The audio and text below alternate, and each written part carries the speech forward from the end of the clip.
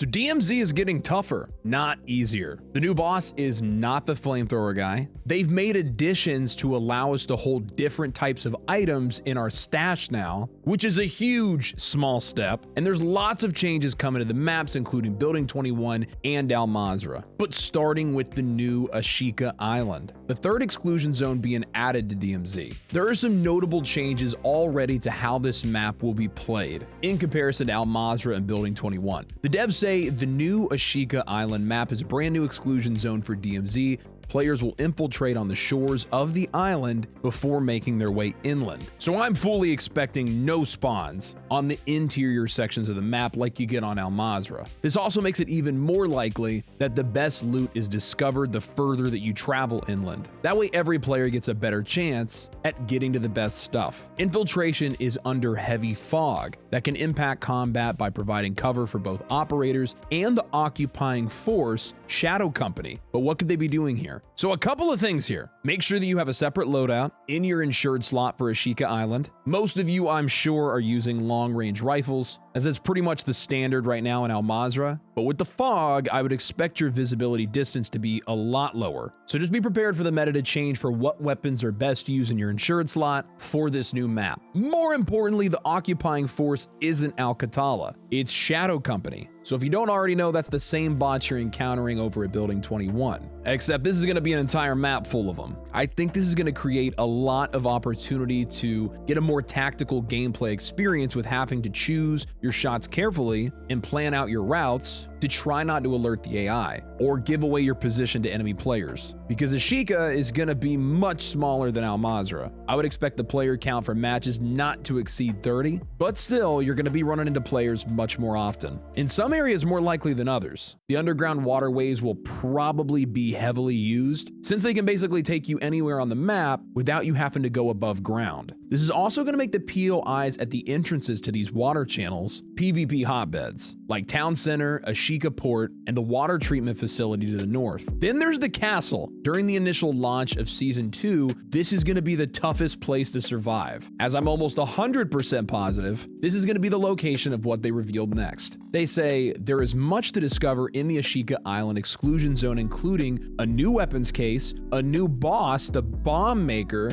and new locked and dangerous spaces to access and explore. So from the most recent trailer to Season 2 that they released, I had originally assumed that Pyro, the flamethrower boss, would be what we'd encounter at the castle, as you can see here with all the flames going up and around. But it's actually going to be the bomb maker. How I picture this going down is the weapons case will be obtained by either killing him and accessing some sort of hidden room inside the castle with a key that he drops, or he has an actual bomb attached to the room that you have to blast open by interacting with him in some way. Either way, you should be expecting this castle to be fully booby-trapped with explosives like C4, claymores, and mines that we may have to deactivate or avoid while we're fighting him. How to do this efficiently, along with all the other new features that are going to come with this update, will be uploaded into quick guides on this channel as soon as we have access, so consider subscribing if you haven't already to be updated with DMZ Season 2 guides and tips. Thanks in advance, beautiful. Now, there's one new addition that they revealed in this blog post that I think is the worst decision they've ever made. Modern Warfare 2 owners will have access to mission orders from a brand new fourth faction, the Crown. This British group is shrouded in mystery, but they have certainly piqued the interest of Black Mouse. And again, this faction will only be available to Call of Duty Modern Warfare 2 owners. So they're adding missions to the DMZ, a free-to-play game that is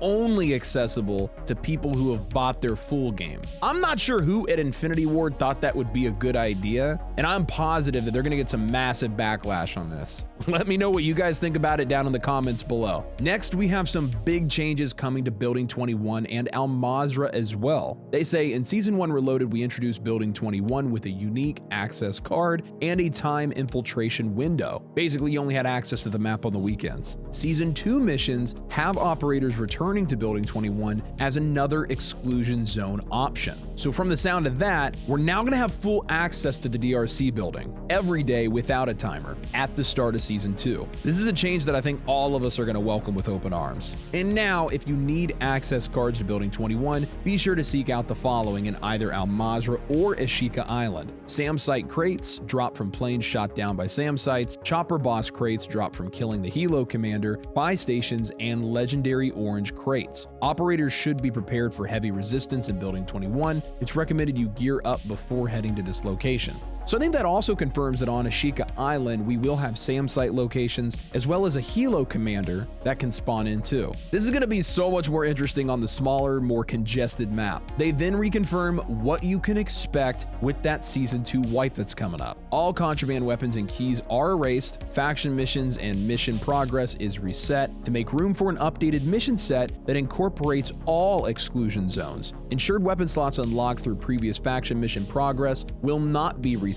However, if you did not unlock an additional ensured slot in Season 1, the new Season 2 requirements to do so should take much less time, meaning the ensured weapon slots are going to unlock much sooner in the mission tree, or the actual missions to unlock them are going to be much easier. Then they cleared up a big question that everybody's been asking. All Season 1 mission and boss enemy rewards, for example, previously acquired Al Mazrah weapon case rewards, will not be reset, with the exception of contraband and keys. So any skins or cosmetics that you've unlocked through completing missions or gained from weapons cases will be kept. Another big question was, why are they even doing this wipe in the first place? Here is their official answer. Mission progress in Season 1 got too difficult too quickly. With Season 2, we're making sure each mission's challenge and time requirements are much more balanced. The key stash will now be able to hold specific mission items that you must gather from the key stash will now be able to hold specific mission items that you must gather from one exclusion zone and bring to another. This allows us to have longer form missions that utilize all of our exclusion zones. And with the new mission set, we can employ multi-location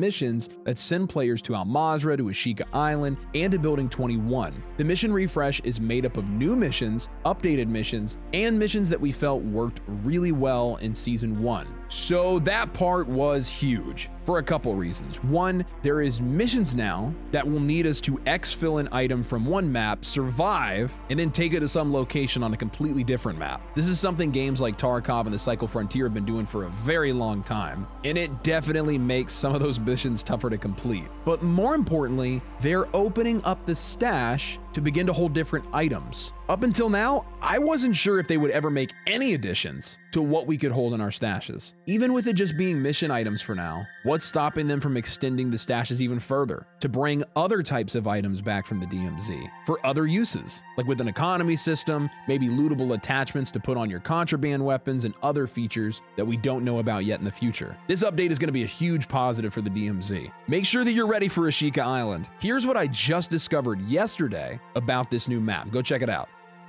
Go on.